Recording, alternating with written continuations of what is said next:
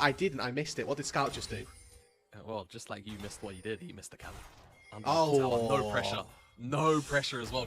Just a complete, like, miss hit. An unobstructed -1. Yeah. That is what you hate to see. Well, he's going to try and make up for it by taking some grubs. He gets plus 30 off of that one. Jun will be annoyed at him for taking some of the gold, and he's actually pivoting up toward this top side. Oh, wow. Missing uses air her as a taxi. Scout flashes in, and Light has been left to the wolves. He tries to trade back, but he is going to fall. It's a 2-for-0 and the grubs. And JDG find a nice little fight for themselves.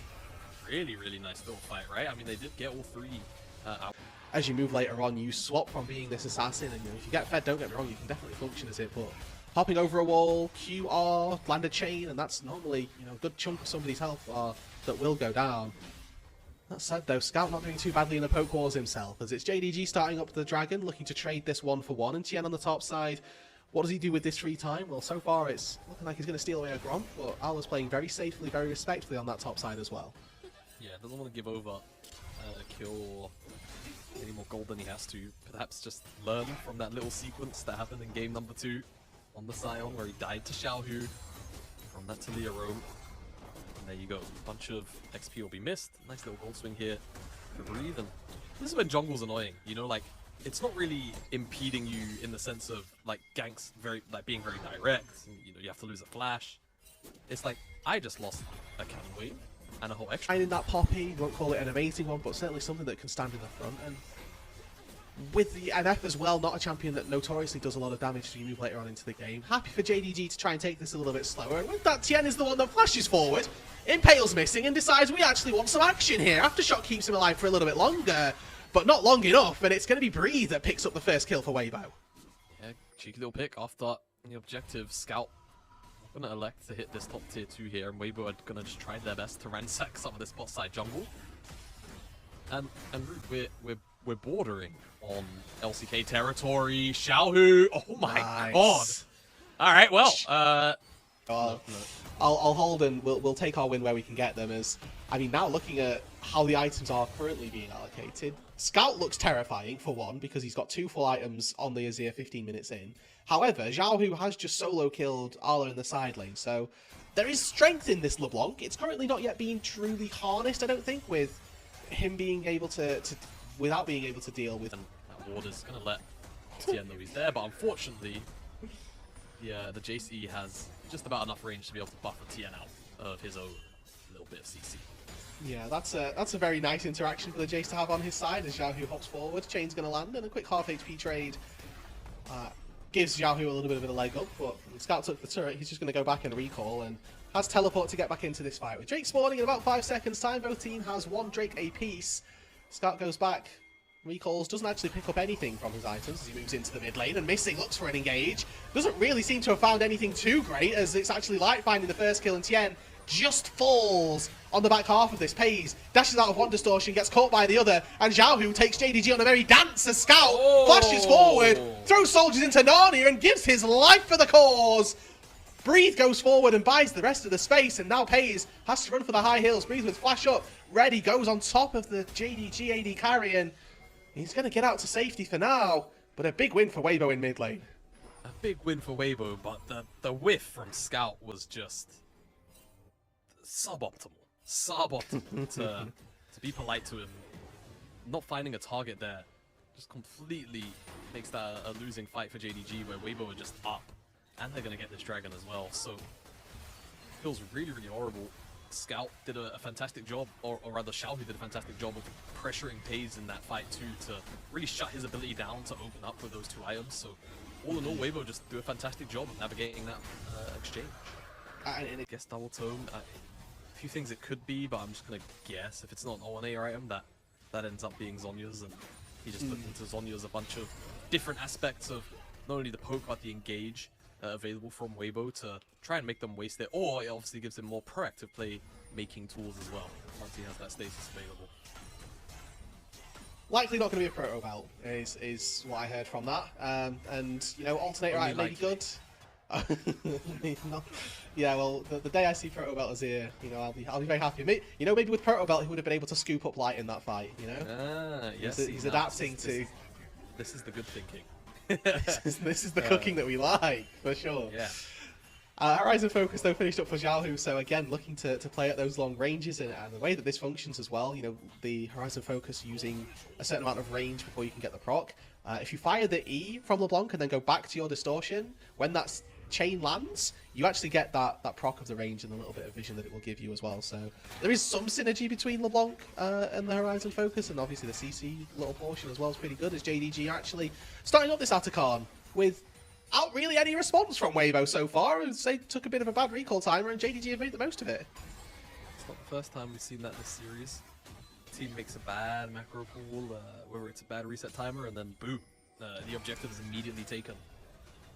But I guess last game, in the case of the Atacon, it was kind of leashed by the end of it, as just putting the positional advantage gained to immediate use, securing this tier 1 in the mid lane. Out of flame, right?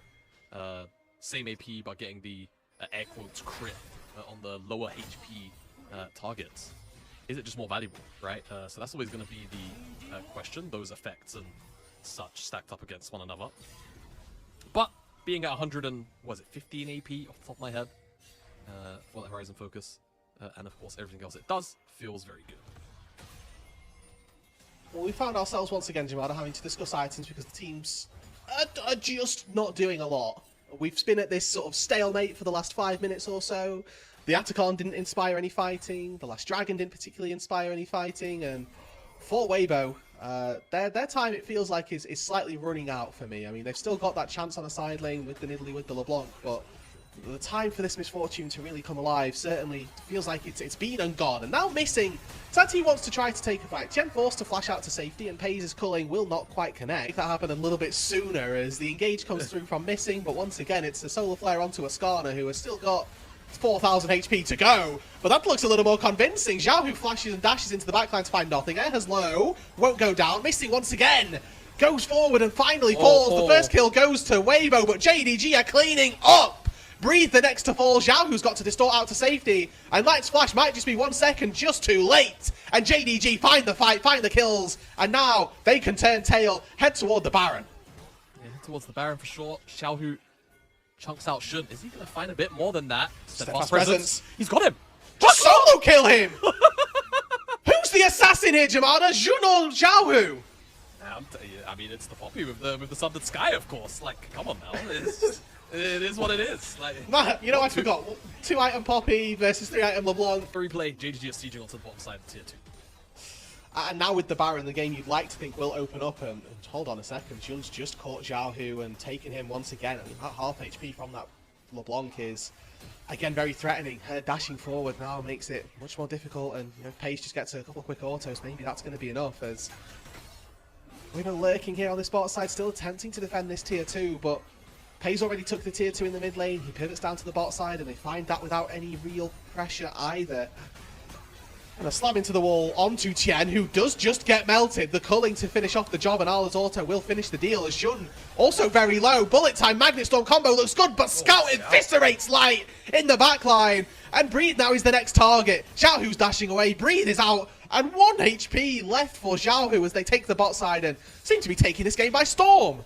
Yeah, and you can see why Rylai's is such a frustrating item on Azir to deal with. I know there's a lot of discussion amongst not just Azir players, but you know, pundits in general about the itemization overall. We mentioned it earlier, obviously, the AP itemization, where it's, hey, you know, as if that was just the Leandri's, right? Like, flat out.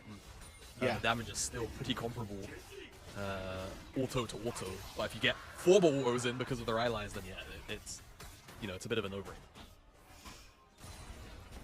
And for Scout, we criticised him and his little flash play around mid lane, but since then, albeit not too many fights have happened, but the ones that have, he's been pretty darn efficient in finding the backline or finding damage, and in both instances he's kept his life still going and managed to put himself in a pretty good position to keep his team going.